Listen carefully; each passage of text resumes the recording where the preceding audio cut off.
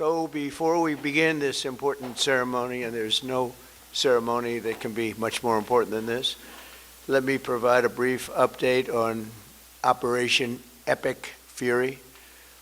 Today, the United States military continues to carry out large-scale combat operations in Iran to eliminate the grave threats posed to America by this terrible terrorist regime.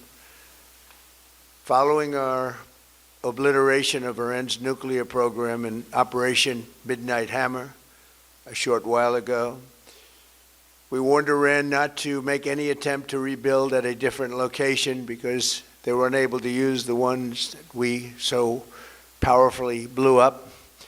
But they ignored those warnings and refused to cease their pursuit of nuclear weapons. In addition, the regime's conventional ballistic missile program was growing rapidly and dramatically, and this posed a very clear, colossal threat to America and our forces stationed overseas. The regime already had missiles capable of hitting Europe and our bases, both local and overseas, and would soon have had missiles capable of reaching our beautiful America. The purpose of this fast-growing missile program was to shield their nuclear weapon development and make it extraordinarily difficult for anyone to stop them from making these highly forbidden by us nuclear weapons. We were the ones that were complaining. We were the ones that wanted it stopped. But everybody was behind us. They just didn't have the courage to say so. An Iranian regime armed with long-range missiles and nuclear weapons would be an intolerable threat to the Middle East, but also to the American people. Our country itself would be under threat, and it was very nearly under threat.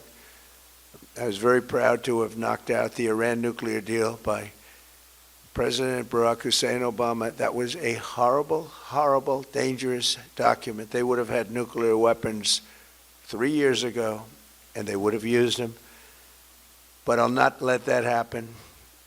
For almost 47 years, this regime has been attacking the United States and killing Americans. Every time you see someone with missing arms and legs or a face that's been absolutely shattered violently, it was almost certainly caused by an Iran roadside bomb. They were put there by General Soleimani, who was the father of the roadside bomb. Very proudly, he thought, but I terminated him in my first term. This was our last best chance to strike what we're doing right now and eliminate the intolerable threats posed by this sick and sinister regime. And they are indeed sick and sinister.